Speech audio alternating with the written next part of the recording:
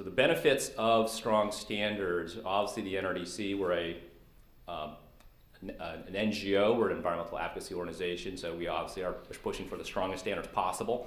So at the high end of the standard, at $4 per gallon, that's what the US market is approximately, you'll save over $9,000 over the life of the vehicle, and that's about a 3 or 4 year payback time. A very good deal for the consumer. Global warming pollution. This is clearly, when it comes to oil and global warming pollution, this is the single biggest step that the president could be taking in the next 2 years. It's the single biggest step the United States could be taking, because Congress clearly is not in a position in the next 2 years to be taking action on global warming. This does not require congressional approval. This is a decision by the president. So it's a huge opportunity. It's equivalent by 2030 to shutting down 100 coal power plants. You just can't get those tons anywhere else with a single stroke of a pen. Oil dependency, the high end of the range, 2.5 to 2.8 million barrels per day. That's equivalent to what we imported in 2010 from Saudi Arabia, Nigeria, Iraq, and Libya combined. Huge opportunity. This chart I wanted to show you just to kind of get you an idea of what the latest market trends look like in the United States, and it's kind of this concept where the European market and the US market are starting to converge. I think everybody's very familiar with Alan Mulally and Ford, and when Alan Mulally came in 5 years ago, how Alan Mulally really kind of reshaped Ford's strategy. And Ford moved away from dependency on sport utility vehicles and started to look towards efficiency as being a critical aspect of its competitiveness. And he's looking like the smartest guy in the room right now, because his strategy of bringing over the Ford Focus and the Fiesta is paying off. Small cars are doing very well in the United States, not just the Focus compact, but also the subcompact Fiesta. 5 years ago, I was asked questions by reporters, will American public buy small cars, and these very small cars? I said, if the policies are in place, if the oil markets cooperate, absolutely. So that's what we're seeing right now, is Ford and General Motors actually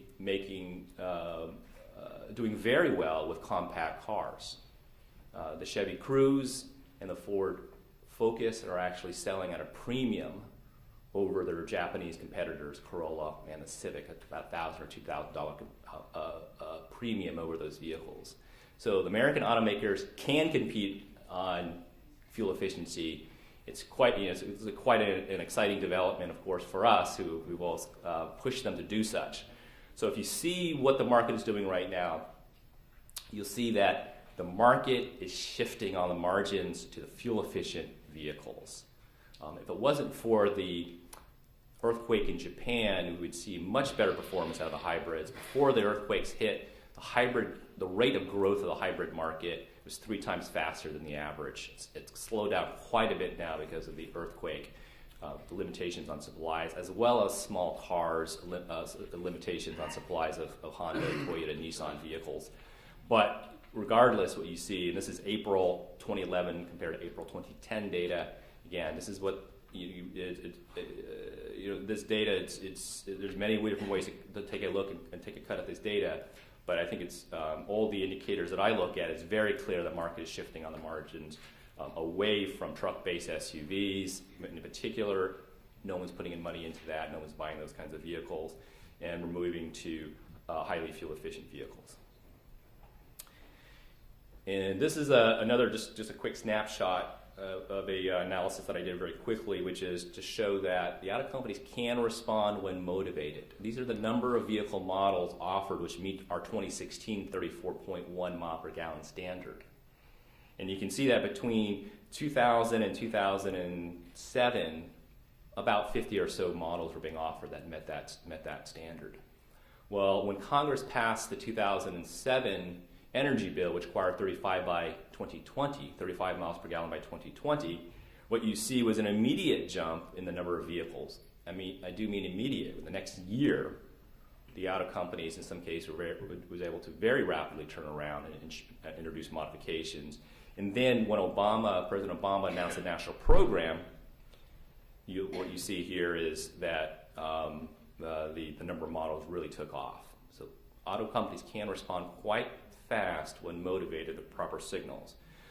So right now we're in the middle of a regulatory debate, and I just wanted to give you a few of my thoughts on the auto industry arguments against a strong standard. First of all, the primary lobbying association, the AAM, which is equivalent to your ASEA, cost, of course, they always claim costs are much higher. So right now they're claiming the cost is $6,400 per vehicle to meet the 62 miles per gallon standard. The agencies are claiming half of that. So the auto industry is claiming a factor of 2 cost higher. Here's a chart that I did previously, which just kind of shows that factor of 2.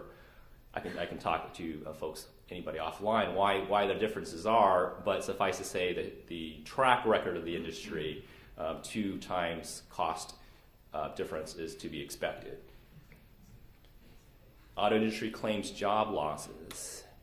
There's a recent letter to Secretary LaHood and Administrator Jackson claiming that the Department of Energy analysis supports a loss level of 250,000 jobs.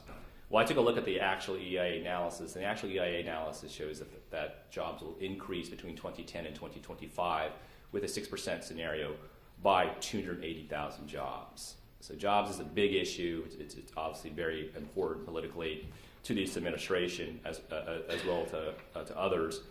But the fact of the matter is 60 miles per gallon is not a job killer. We actually continue to see job additions in that industry. Finally, I want to point out the fact that fuel economy is very politically popular. We do a number of different polls, and the most recent poll was a poll by a firm led by Mark Mellman for Ceres, which is a business group, and also another poll by Consumer Federation of America. High gasoline prices over the past couple of months, has been the #1 concern of American voters, and they want some sort of action.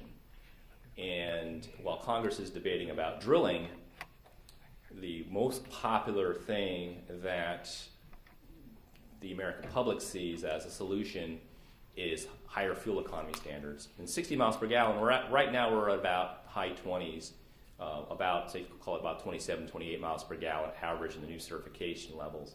So 60 miles per gallon is doubling. Is that 50% reduction in fuel consumption or CO2? American public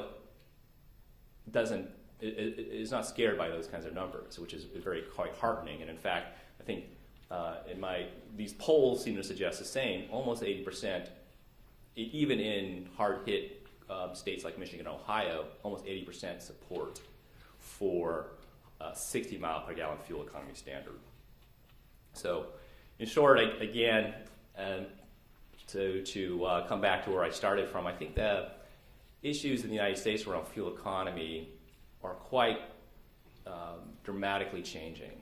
And if I was coming here 5 years ago, I'd probably be hanging my head in terms of where the United States politics, the auto industry, and the market were at that time. And indeed, it was a very dismal state of affairs. Today, things are quite different. High fuel prices has reshaped the politics, reshaped the market, and with what happened to the U.S. auto industry, in fact, 2 of them going bankrupt, and one of the U.S. auto industry, the only one didn't go bankrupt, Ford, future strategy built around fuel efficiency, you have quite a different landscape, and I believe the United States is poised, and we'll wait for September 28th, but we are poised to be leaders in this issue of fuel economy and CO2 standards. Thank you.